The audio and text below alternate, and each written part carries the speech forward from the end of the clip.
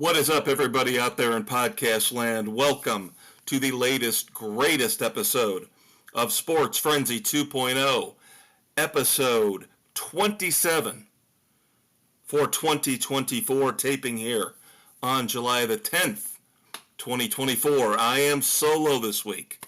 I am the Maestro, Kevin Crane. The Conquistador, Dave Height, had family obligations. Again, I am a benevolent dictator. Dave gets to take off whenever he wants, but I will always be here for you.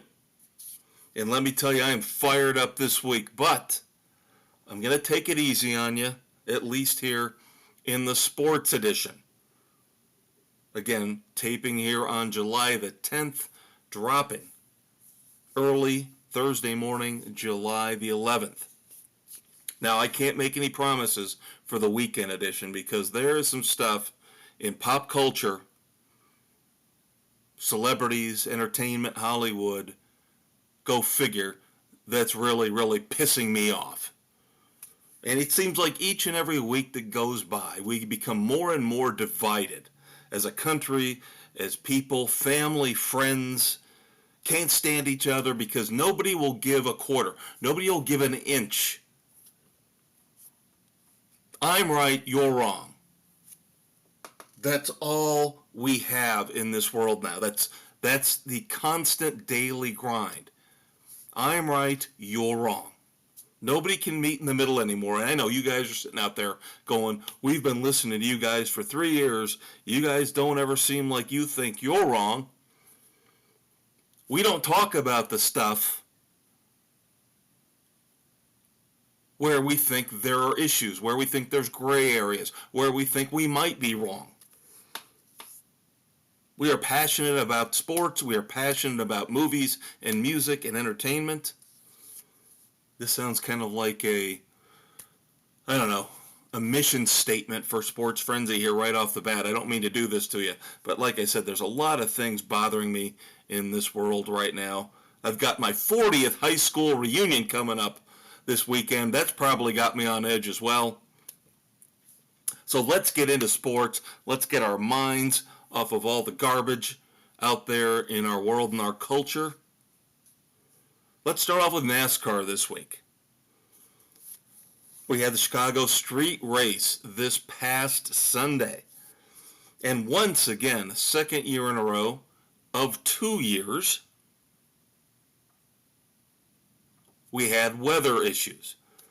And it did not look like we were going to have weather issues.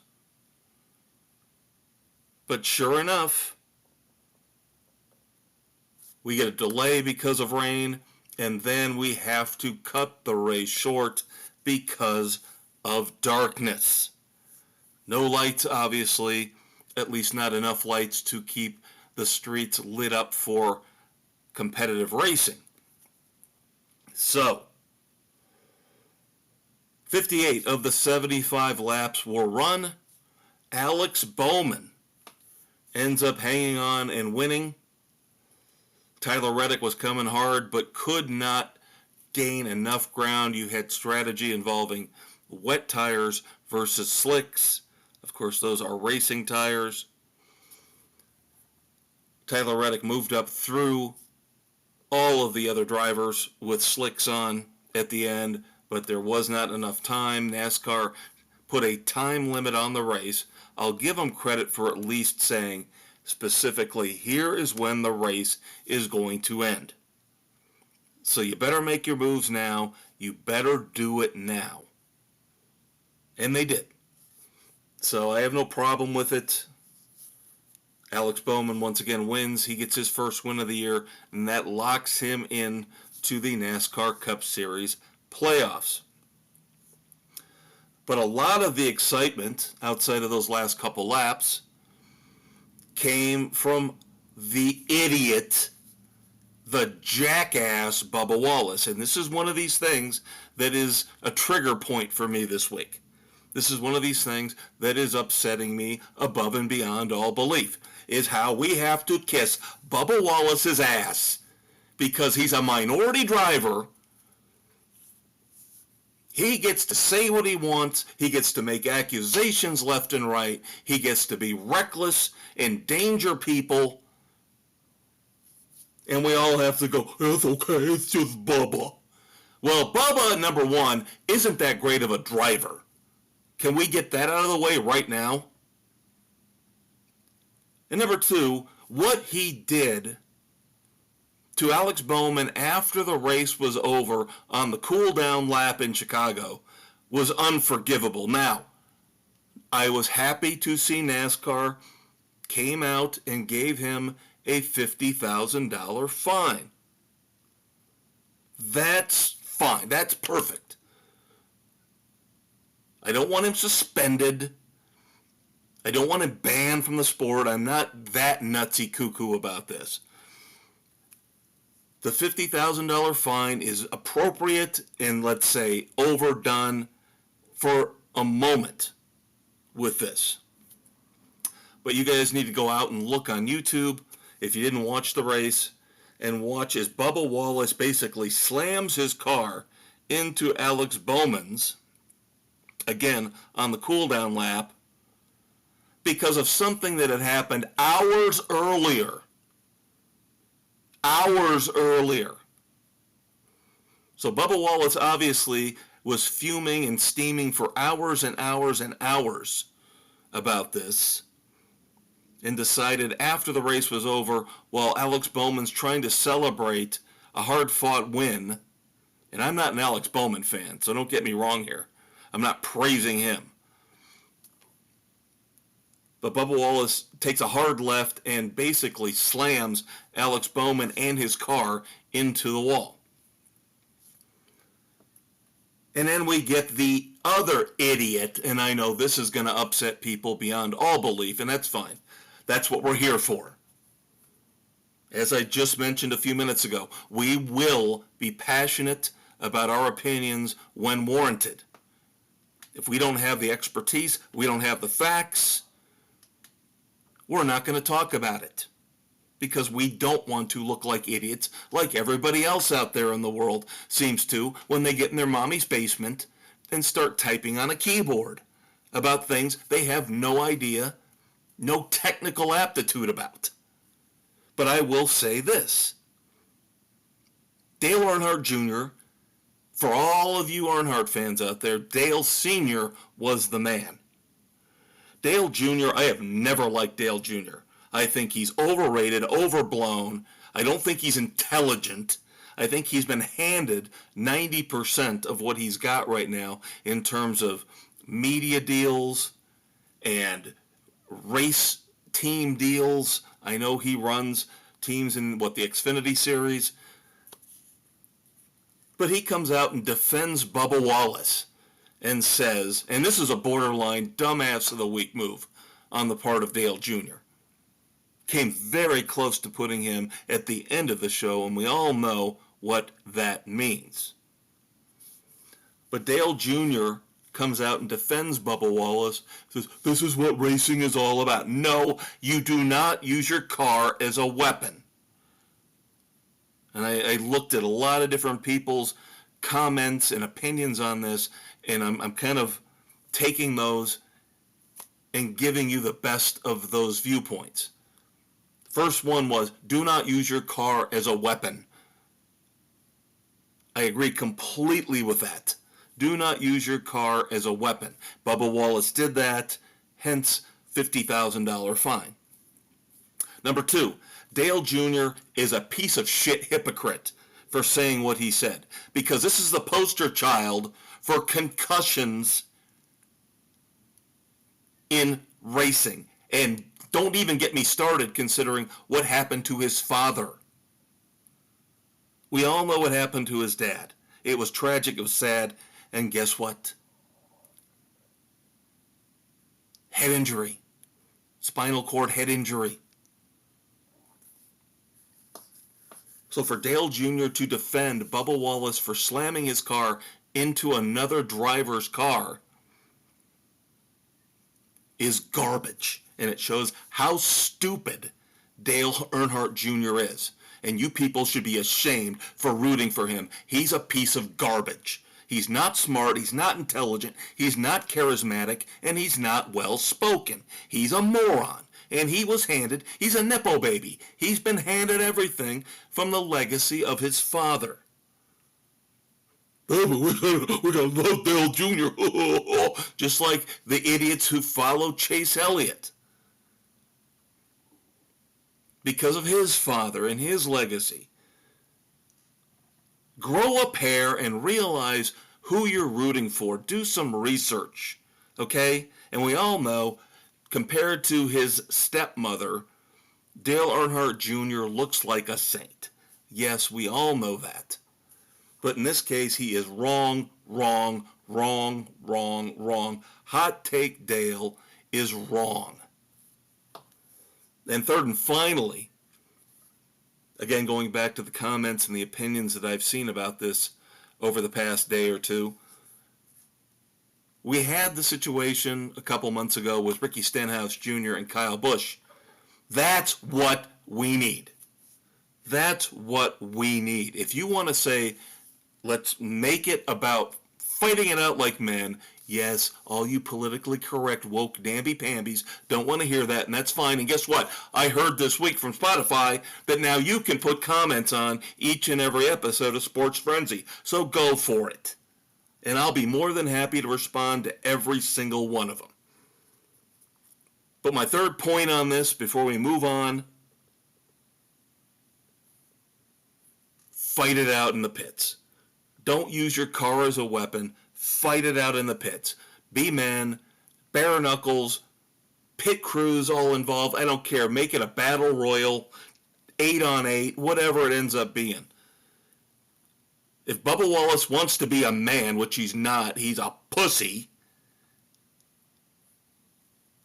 confront Alex Bowman once the race is over, once he's gotten his trophy and his accolades, and he's gone to the winner's circle.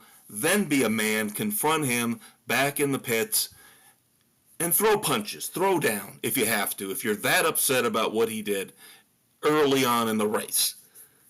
But to pull that garbage by smashing your car into his, again, bad look to me all around for Bubba Wallace and especially for Dale Earnhardt Jr. backing him. All right, there was a lot of chaos, as I mentioned. Rain, a shortened race in Chicago, a lot of wrecks, a lot of accidents, a lot of big-time, big-name drivers couldn't stop their cars in time before they hit tire barriers. That would, of course, apply to the pole sitter, Kyle Larson. Was it an entertaining race? Yes. But I think at some point we have got to say, let's give up on Chicago. Because we can't keep doing this every 4th of July, right around the 4th of July, if we're going to have rain-shortened races all the time, where weather is going to be a factor each and every week. It's going to play into effect at some point at every track from the beginning of the season to the end of the season, but Chicago just seems to be cursed. All right, moving on. Rodney Childers, the legendary Rodney Childers, is coming back. He will be the crew chief for the Spire Motorsports number 7 car. That is Corey LaJoie, starting in 2025. So I look at it this way. Corey LaJoie has no more excuses.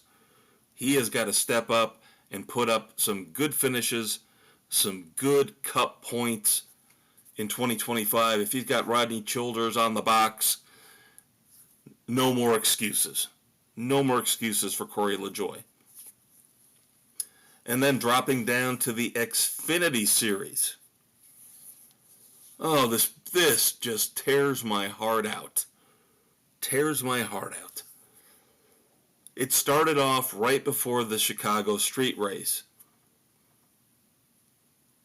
For the Xfinity Series race in Chicago, Joey Logano was announced as the replacement for, we thought, for one race and one race only, for Hailie Deegan in the number 15 AM racing car.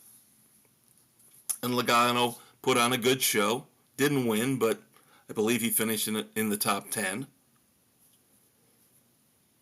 But after the Chicago street race for the Xfinity Series,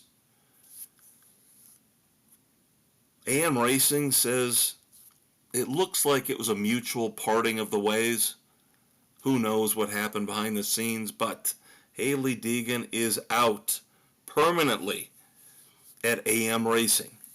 And you guys know, everybody out there knows, I have a crush, a little thing for Hailie Deegan, so this does indeed tear my heart apart, rip it out, stomped on it, shredded it.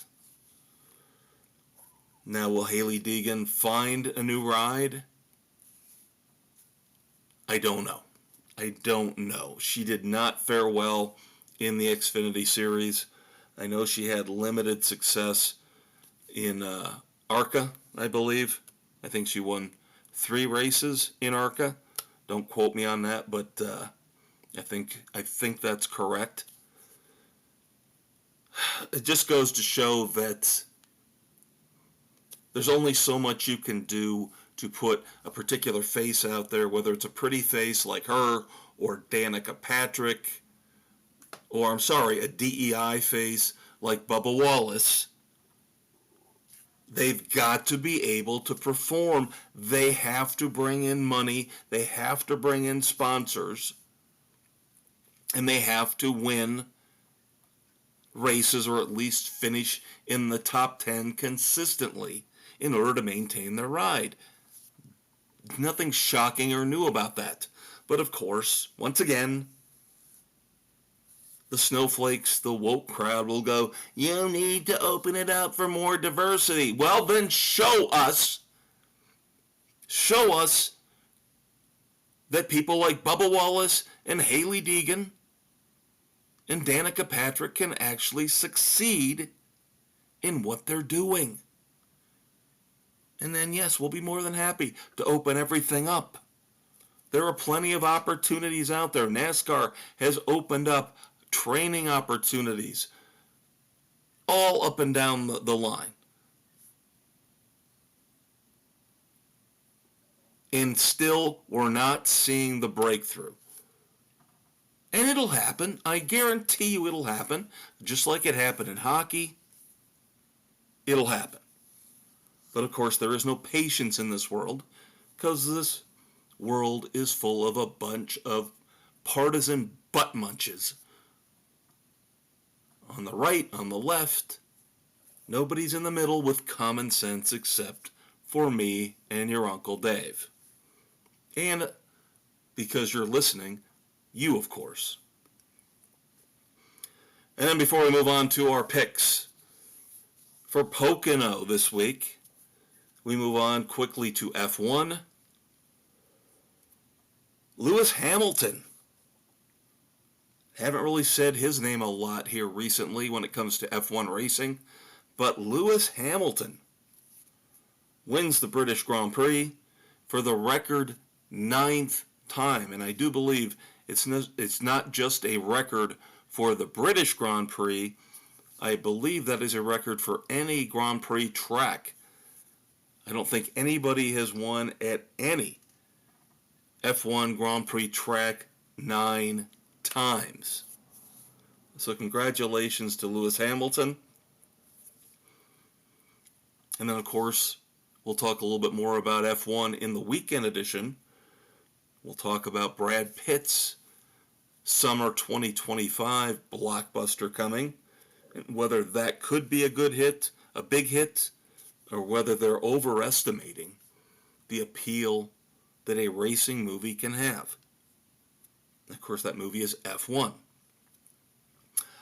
But now back to NASCAR and race 21 of the 2024 Cup Series season. We're getting ready. We've got one more race after this, the Brickyard, and then we have got a break for the Olympics. Yes, that is my impression of your Uncle Dave doing the Sports Frenzy Horn of Disgrace, because nobody cares about the Olympics who really loves sports. So, this weekend, Sunday, July the 14th, 2024, is the Great American Getaway 400 at Pocono. And you NASCAR fans out there know who rules Pocono. And that is who I'm picking along with your Uncle Dave, Dave Height, and Aaron.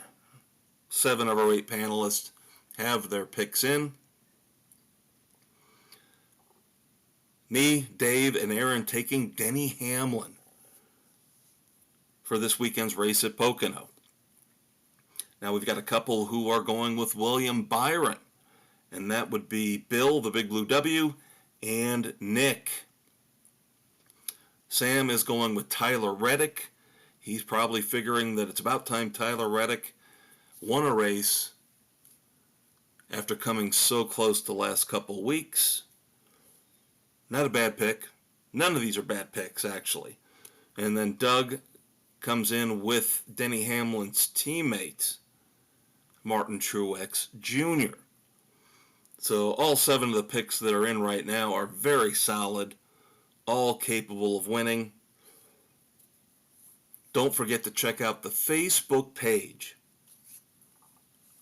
here Thursday night, Friday morning, right around there, and you will be able to look at all 8 panelist picks for the Great American Getaway 400 from Pocono.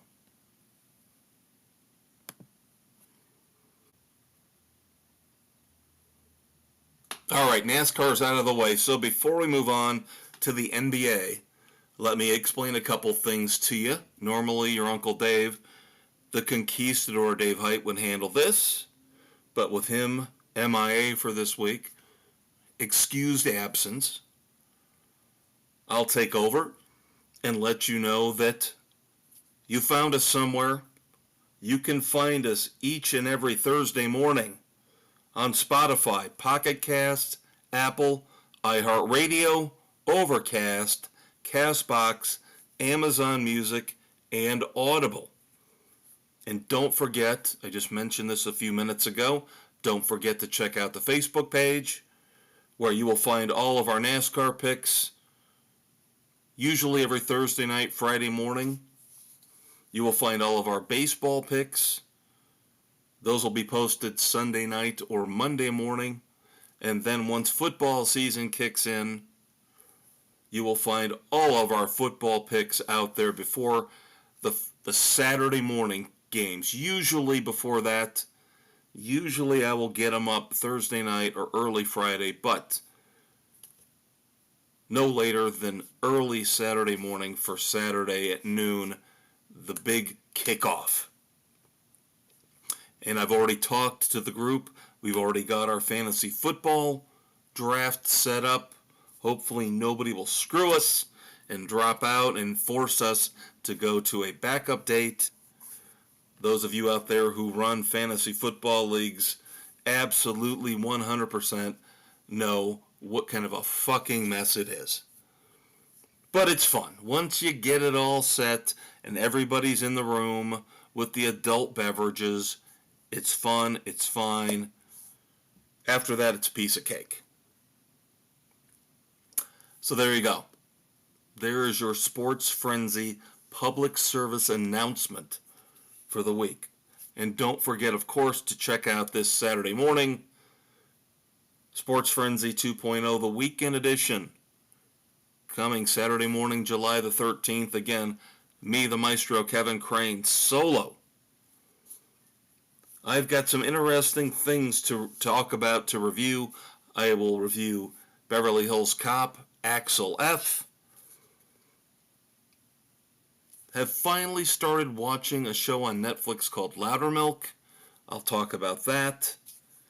And then I subjected myself to an awful, terrible 3-part documentary series on PBS about disco music. And I'll explain it to you this Saturday morning, why I did this, and why this is just an ultimate and terrible piece of crap. Give you a hint, hint, wink, wink, nudge, nudge. They took something good and ruined it by making it political. Speaking of, the NBA. We all know the NBA has nothing to do with politics and social issues. But luckily this week at least, none of that stuff has come into play. We've kind of got the after effects of the draft and free agency. A lot of guys getting their rookie extensions, maximum rookie extensions. And that would include the Detroit Pistons, even though the coach, Monty Williams, was deemed a failure and ousted after 1 year after signing a mega deal to take over, coming from the Phoenix Suns. The Pistons front office feels like they're okay with Cade Cunningham as he gets the maximum allowable rookie extension deal. Now, when I say rookie, I mean based on when he was drafted. He's obviously not a rookie. But rookie based on when he was drafted.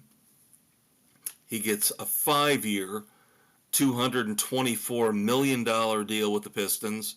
The money, again, mind-boggling with the NBA. I don't know where it's coming from.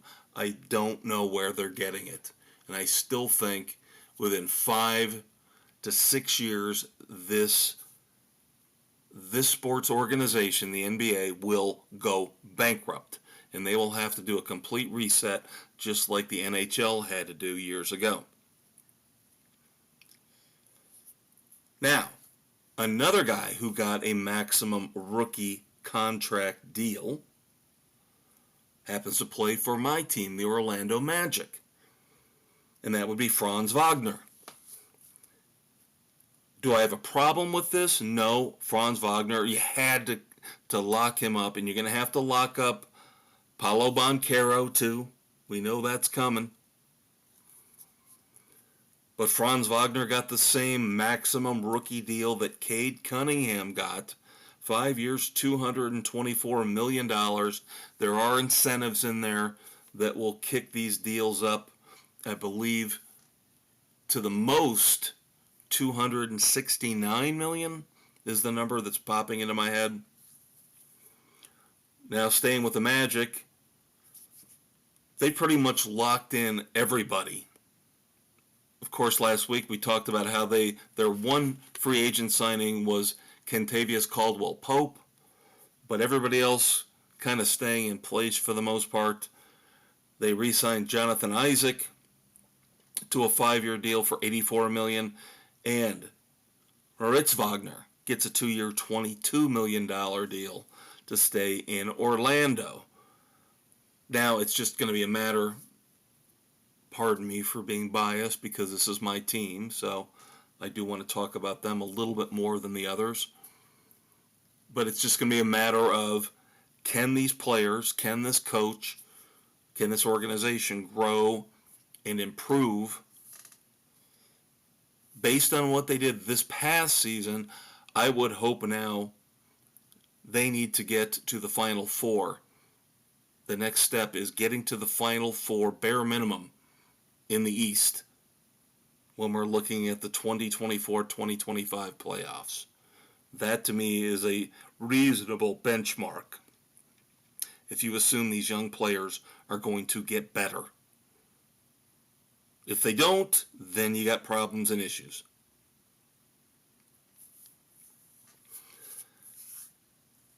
Now, the Sacramento Kings swooped in, sign and trade with the Bulls. This also included the San Antonio Spurs, but they get DeMar DeRozan, 3 years, $74 million deal. So the Kings will be another obstacle in the West.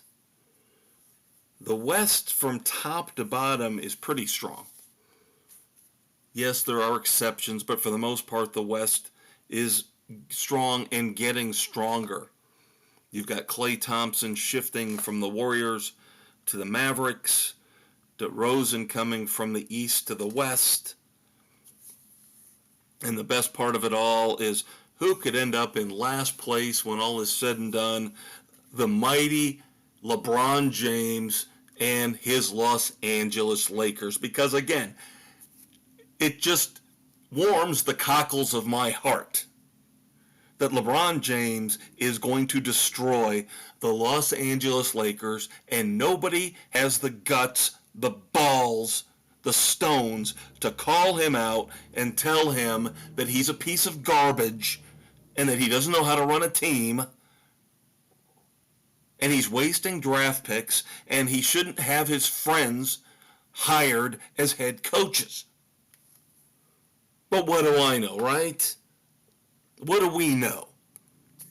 We've just been watching the NBA for decades and decades and decades and have watched the egomaniacs like LeBron James destroy it. Oh, we're supposed to go, oh, LeBron is so wonderful because initial reports were, remember last week we told you he opted out of his deal with the Lakers, which was expected. But then we were told he signed the maximum extension that he could, which was 2 years and $104 million. But that would have bumped the Lakers into, I believe, the second penalty tier. And don't even expect me to understand or explain how the NBA salary cap works. It is a disaster. It is a mess. It is garbage. And I'm sorry, if the fans can't understand it, you should simplify it. But again, nobody cares about the fans. So LeBron, oh, he's got such a big heart, LeBron does. He's such a wonderful guy. He decided, I'll take 2 years and $101.35 million.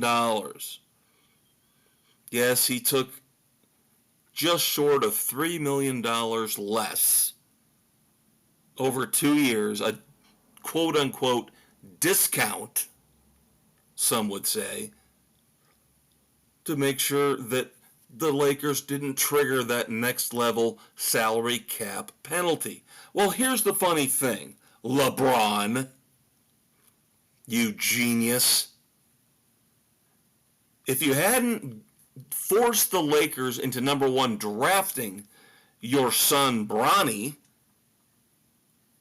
when nobody thought he was really worthy of being drafted, even in the second round, and then you give him a contract that no second-round pick has ever gotten, at least back at number 55, where he was picked.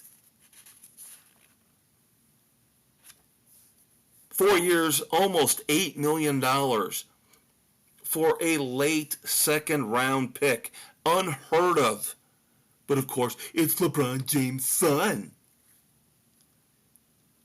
Well, maybe if he had taken a more reasonable contract that was more in line with what a player slotted in at that draft selection number would have taken, then he wouldn't have had to go into discount mode.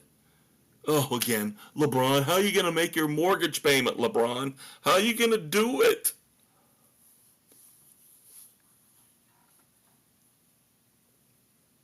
Garbage. Absolute garbage. So Bronny gets 4 years, almost $8 million, and then, of course, he goes to the Summer League. And he's going to show everybody wrong. By the way, Zach Edey, remember him? How everybody ripped on him and said Memphis was crazy, absolutely crazy for taking him at number 9? Because all the experts had projected him as a late first-round pick at best. Guess what?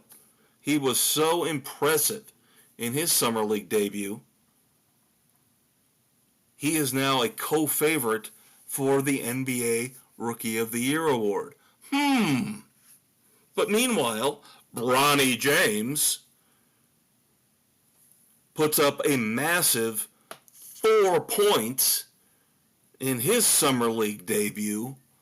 Yes, 4 points, while Zach Edey's putting up double-doubles in his first game. And then Bronny can't play in the second game because he's got knee swelling. Good Lord, he sounds just like a chip off the old block. Load maintenance already. Load maintenance already for Bronny James. God, I hope the Lakers don't even win 20 games this year.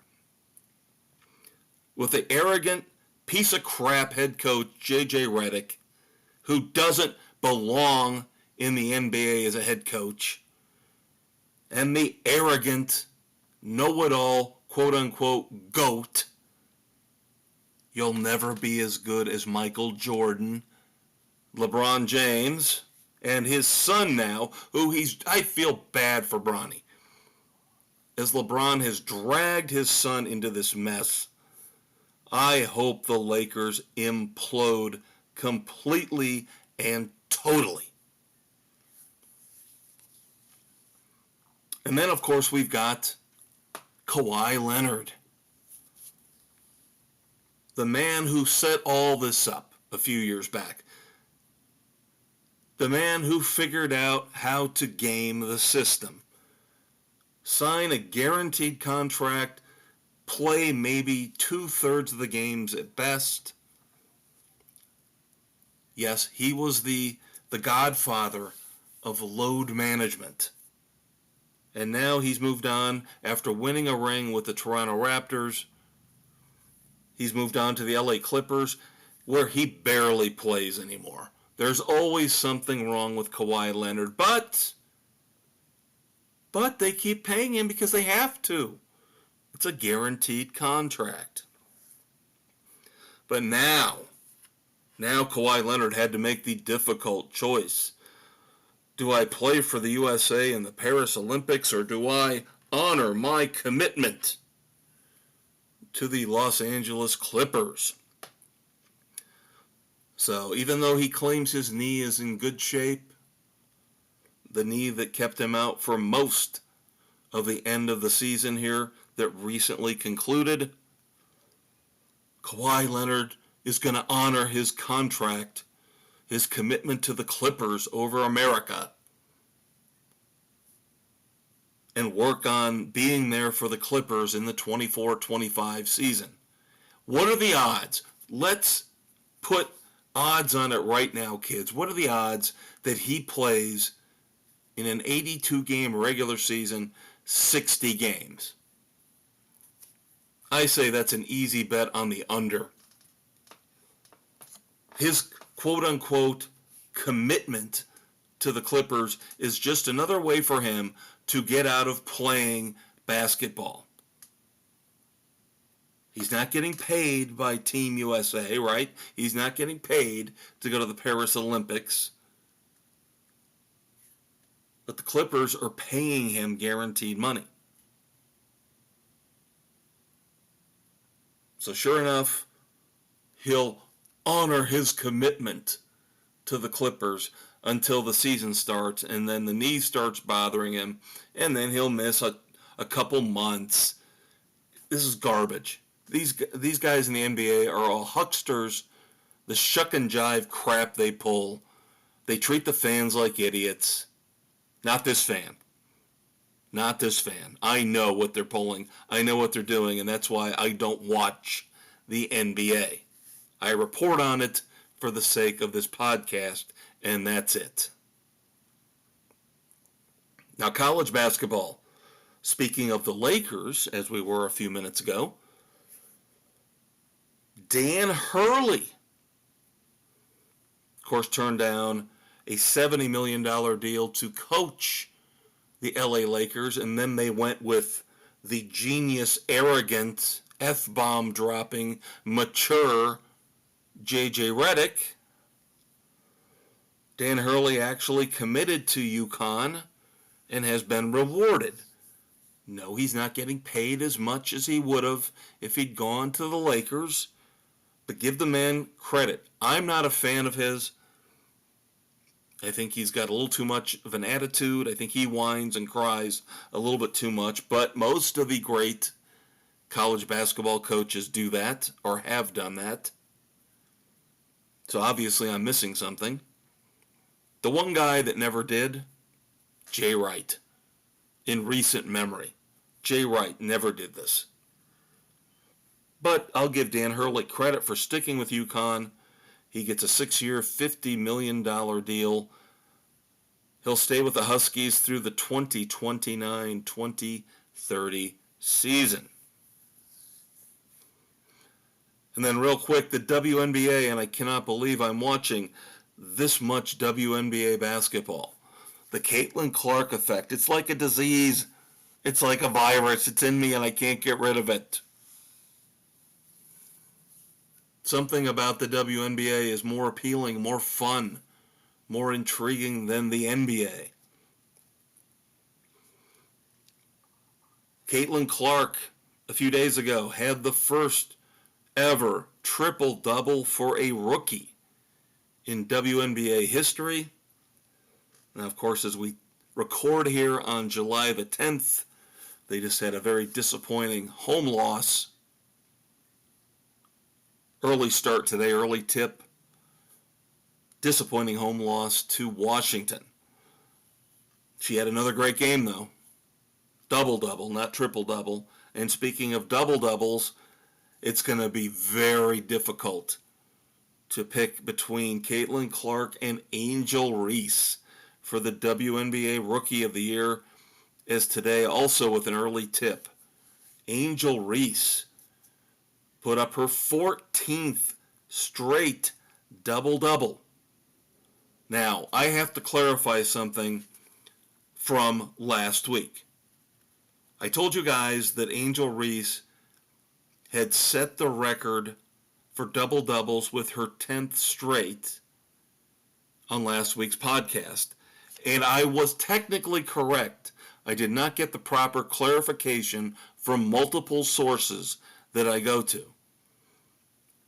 She had indeed set the record for a single season with her 10th straight double-double.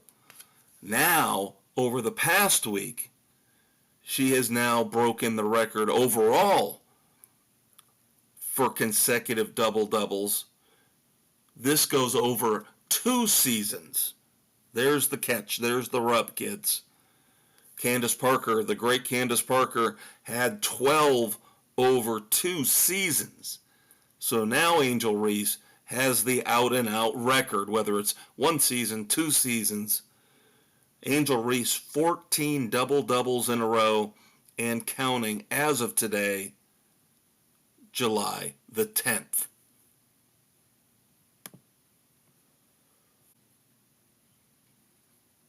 All right, so let's move on to baseball. But before we do, let me point out something to you guys. Hopefully this episode sounds normal, smooth.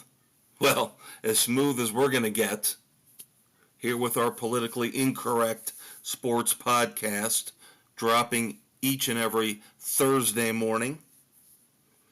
This is the first week where we have had to switch our recording platform. So I believe there are 2 big changes. Number 1, the recording platform has changed. We used to record on Spotify. Now we're recording through Riverside, which is a recommended platform from Spotify. And then number 2, I believe Spotify notified me yesterday that you guys can now directly comment on each and every episode. And I will do my best. I will do my damnedest to make sure I respond to each and every comment, good or bad. All right, baseball. The All-Star rosters have been announced. Woo, woo, yippee, skippy, yay, yay. The All-Star game has no appeal to me anymore. It used to when I was a child, and I know you hear that over and over and over again from all the old fogey guys on the sports radio talk shows. You hear it from me, you hear it from your Uncle Dave when he's here. at least the baseball all-star game is still the best among the four major sports, the team sports in America: baseball, football, basketball, and hockey. 32 first-time selections. Wow. For the All-Star game. Now, for our teams, the Cubs and the White Sox, only one player each. For the Cubs, no surprise, no shock. Shota Imanaga will be the Cubs' lone representative. If Ian Happ had actually shown up in the first 2 months of the season, he might have made it 2, because he has been on fire about the last 6 weeks, including last night.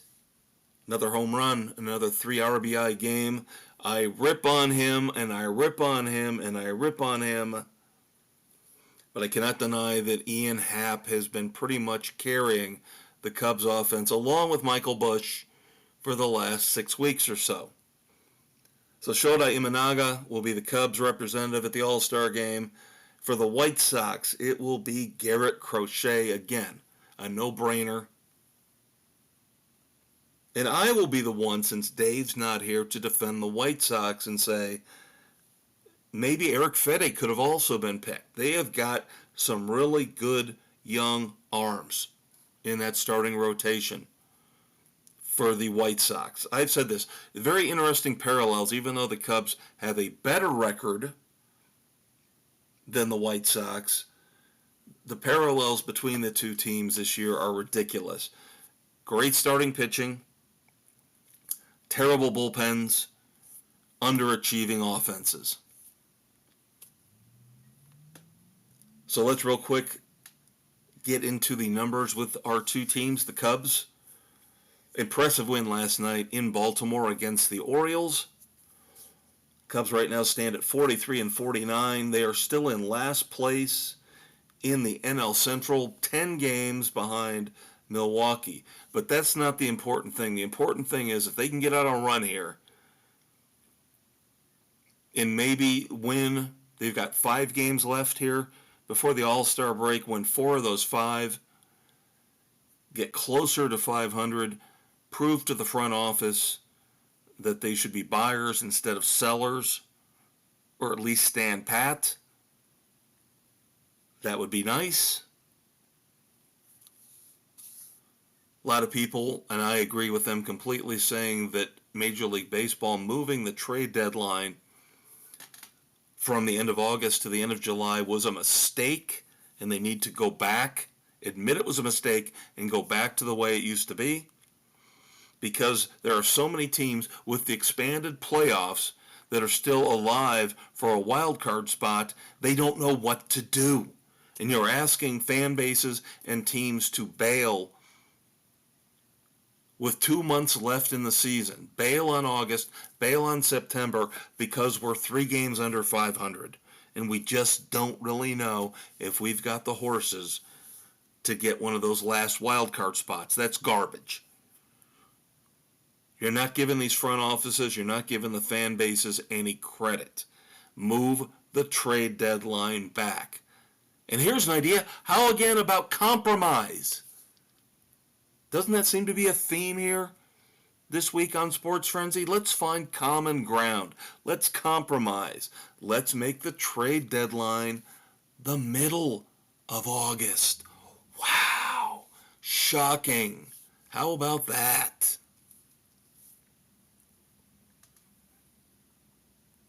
Now the Rays, I don't know if they're so devious in how they do things. Are they outthinking everybody? Are they bailing early because they don't want to spend money? The Rays trade starting pitcher Aaron Savale to the Brewers. And they also just traded a relief pitcher to the New York Mets. Does that mean they're giving up on the season? They're barely under 500. They're not that far out of the final wild card spot. Now, I will say we've seen them do this before. where they're outthinking everybody else, and they're trying to make these moves preemptively early to set themselves up for a run. But devastating news for them today. I gotta believe they knew this was coming. I'll be interested to know how much they're on the hook for monetarily. As it is now official, Wander Franco, former All-Star, Tampa Bay shortstop, has been formally charged with sexual abuse and sexual exploitation in the Dominican Republic. So we will not be seeing Wander Franco anytime soon playing for Tampa Bay. And like I said, just purely, I'm not talking about a moralistic standpoint. I'm not going to get into this. I'm not a lawyer. I only play one on a podcast. Purely from a baseball front office standpoint, I really wonder if Tampa Bay has to pay Wander Franco anything, because he has got a long-term deal. I believe an 11-year deal he signed a few years back with the Rays. How much are they on the hook for when it comes to this deal? Can they get out of it because of a morality clause? We'll see. Now, of course, every week it seems like we got to talk about injuries. Los Angeles Dodgers starting pitcher Tyler Glasnow, an all-star, will not be pitching in the Midsummer Classic as he goes to the IL with back issues. Now, Boston's third baseman Rafael Devers is still playing, but he's got a shoulder issue where he will not play in the All-Star game. He's going to take that time off, try to rest up so he is healthy for his team. Much more, to me, legitimate, genuine than something like what we just talked about recently with Kawhi Leonard.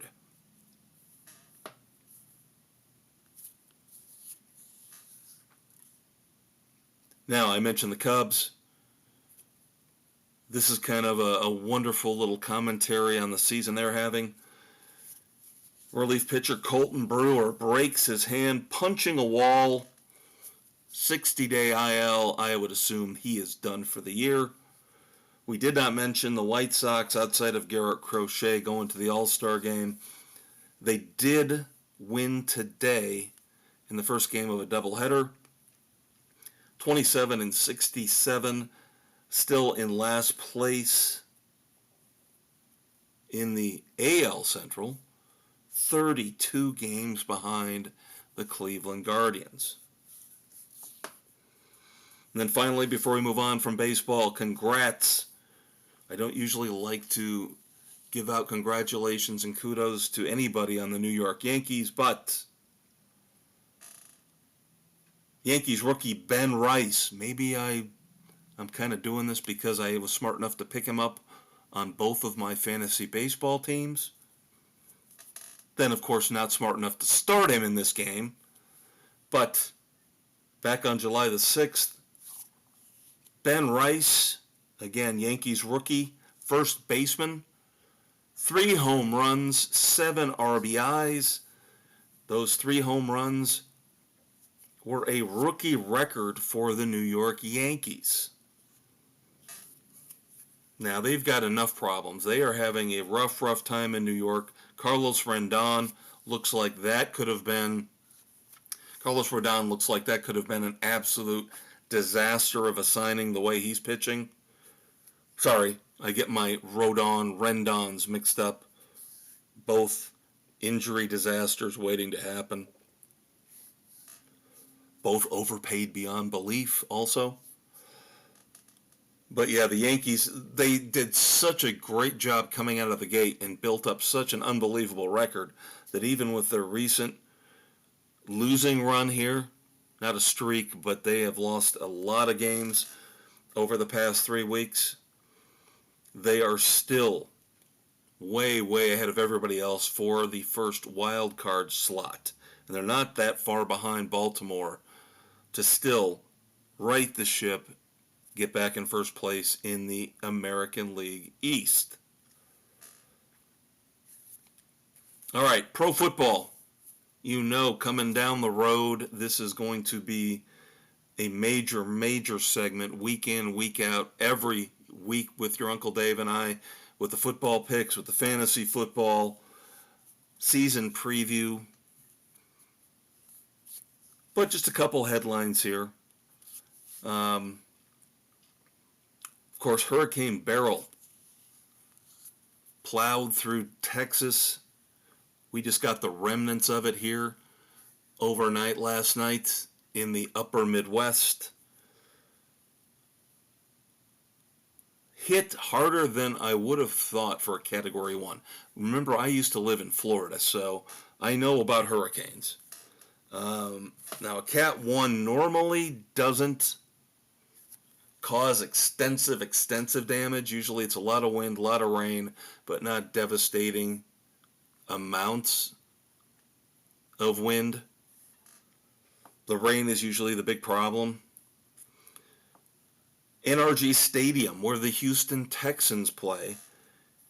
If you guys, this is a visual thing, so you might need to go online to look at this. But if you do go online, there are aerial shots of the roof of NRG Stadium, and there are 3 large panels missing from the roof.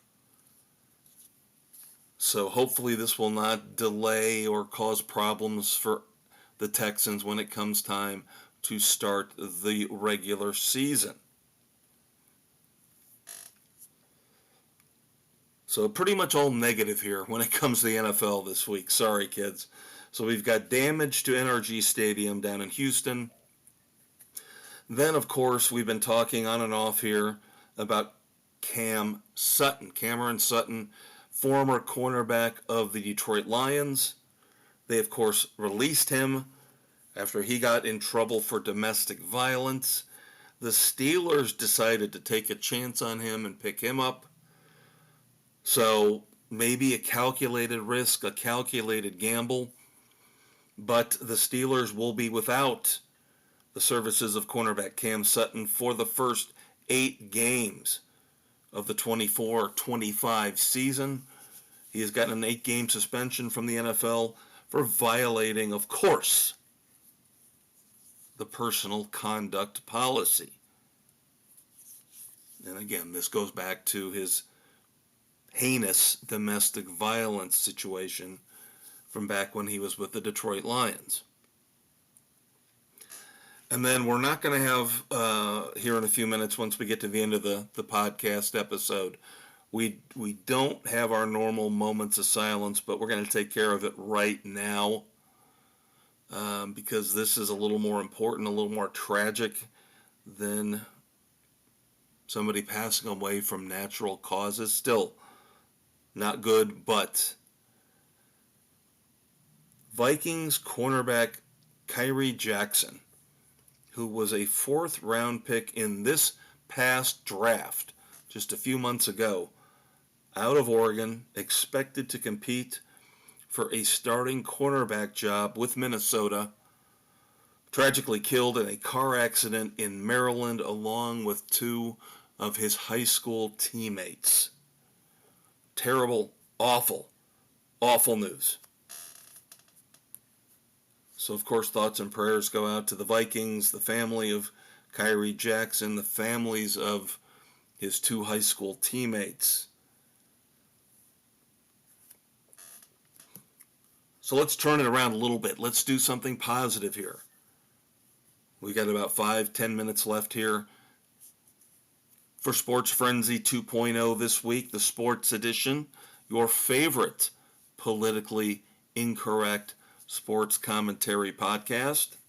Let's do something positive. Let's give you a Clint Eastwood Badass of the Week. Twins third baseman Jose Miranda. Read him the Miranda rights. I couldn't resist, Couldn't resist.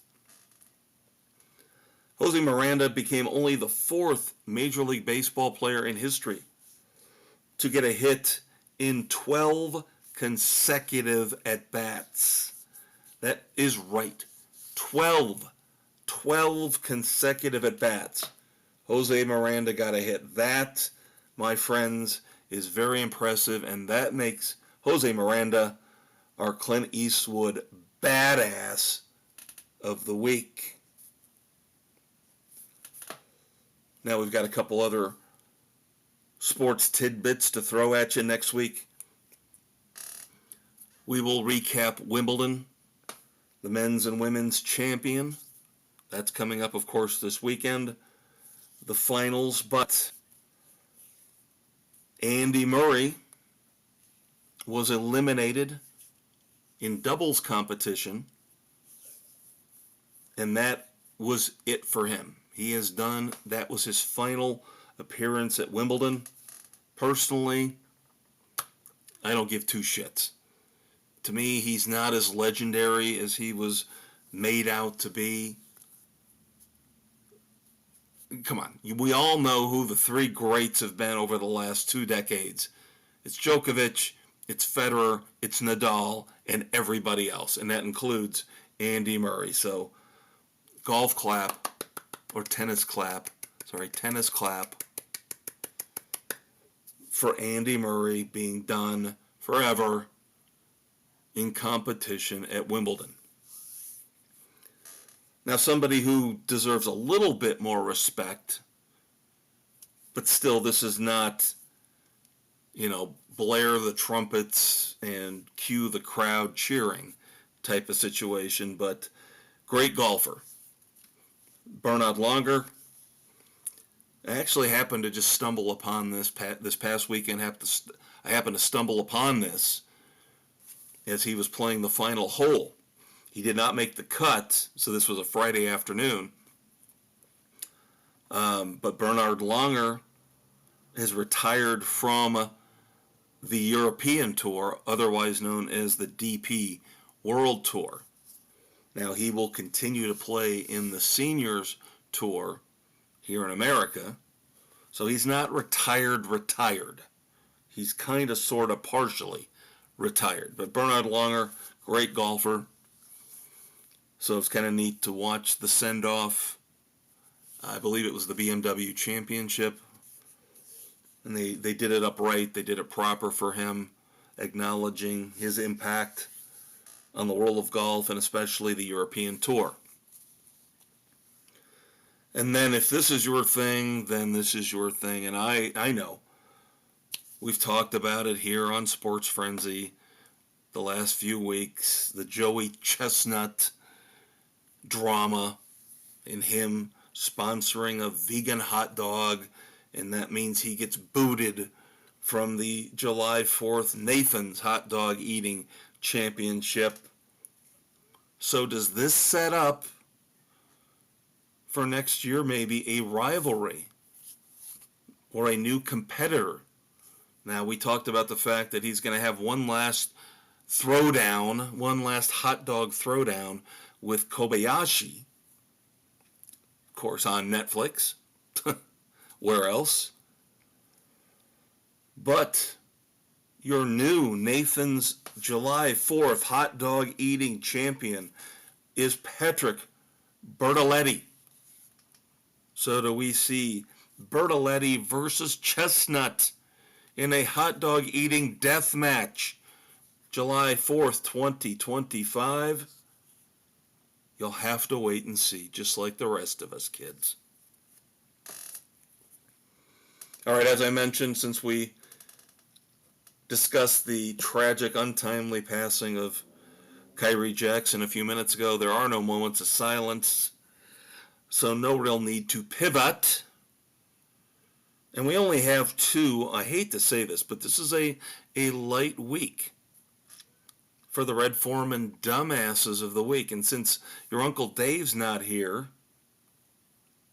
is there really a point in making it a contest? Let's just give you our 2 dumbasses of the week and be done with it.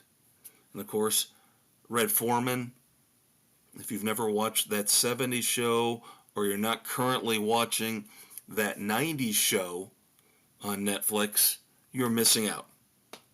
Red Foreman is the greatest grumpy old man of all time, and he calls it like he sees it, and he calls out the dumbasses at every turn, just like we do, in his honor.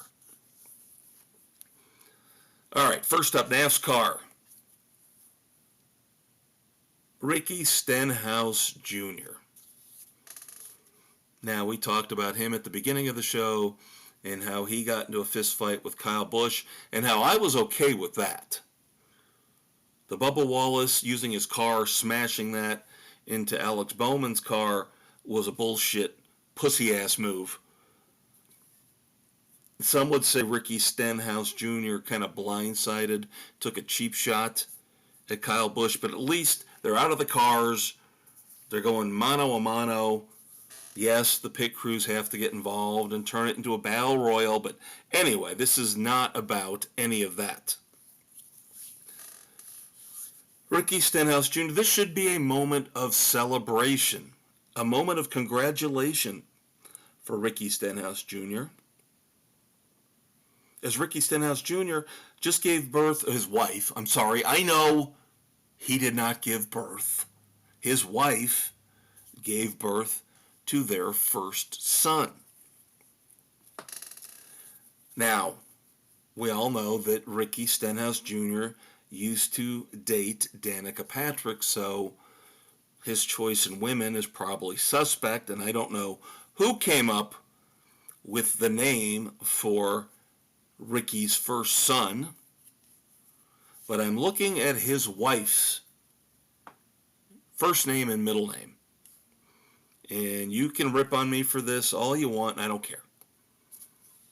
Because if you're going to go out on a limb and you're going to try to make your child's name so creative and so different that it's all about you coming up with the name and not about the name, the label they're going to have placed on them till the end of days, then you're a dumbass. But Ricky Stenhouse's wife, her name is Madison Joy. That's fine. I don't think anybody would argue Madison Joy, perfectly acceptable first name, middle name, except Madison spelled with a Y and Joy spelled Joye. That's called a parent trying to do something different without regard for the impact it will have on their child. So why would I expect anything different from Madison with a Y, Joy, Y-E, and Ricky Stenhouse Jr. than to name their first son Stetson Steele with an E, Stenhouse. Yes, SSS. Stetson Steele Stenhouse. SSS. And beyond that, just the fact you would name a boy Stetson, what is he going to be in the next Yellowstone spinoff? In Steele, tacking an E on, just like Mom tacked an E on, her parents did, to the end of Joy? What is that? What the hell is that? Stop thinking about yourselves, give the child a halfway decent normal name, and stop trying to act like you're cool parents. You're idiots, you're both dumbasses. Ricky Stenhouse Jr. and his idiot wife, Madison Joy, for doing that to their son, Stetson Steele. Then finally, the other dumbass we've got this week. We talk about the NFL and how they're the no-fun league. Well, the International Cycling Union ain't much better. Of course, this is the group that oversees the Tour de France, which is in full swing. I believe it's about halfway done right now. But anybody who can inject some life and some fun into biking, cycling, is okay by me. But the International Cycling Union will have none of it, as they have fined Julien Bernard, and I believe he is a Frenchman, So he is running in this in his home country. The International Cycling Union fines Julian Bernhard the equivalent of, yes, it doesn't sound like much, 223 American dollars for stopping during the 7th stage, which I believe was a time trial, stopping because his wife and his son, they were sitting on the side of the course, the side of the road, and he stopped to give them both a quick kiss before he moved on into the time trial 7th stage. So again, he is fined, and the International Cycling Union, being the dumbasses that they are, said that Julian Bernhard, had damaged the image of the sport by stopping to kiss his wife and his son. You want to talk about an organization that is ass backwards in their thinking and their morals? The International Cycling Union dumbasses of the week, along with the Stenhouses. And that will do it for Sports Frenzy 2.0. Hope you enjoyed it on our new recording platform, Riverside. Hope it all comes through okay. If it doesn't, I will not be a happy camper. Your Uncle Dave will join me again next week for sports. You'll get me solo this weekend for your Saturday morning hangover cure, of course, otherwise known as the weekend edition. I've already mentioned I'm going to talk about Loudermilk, Beverly Hills Cop, Axel F. We're going to talk a lot about entertainment news, a lot about WWE and recapping Money in the Bank and what's going on with the WWE right now. So you don't want to miss it with your Uncle Kev solo this Saturday morning, July the 13th. That will do it. Take care, everybody. Stay safe. Don't forget to check out, by the way, since your Uncle Dave's not here, I'll sneak this in, what I like to call our companion podcast, which is me alone, talking about rock and roll every Friday night, The Fortress of Rock. I don't do this when he's around because he would get mad at me, but he ain't here, so tough titties. I'm the Maestro Kevin Crane. We'll check you out Saturday morning, and then again in 7 days for more politically incorrect sports commentary. See you, kids.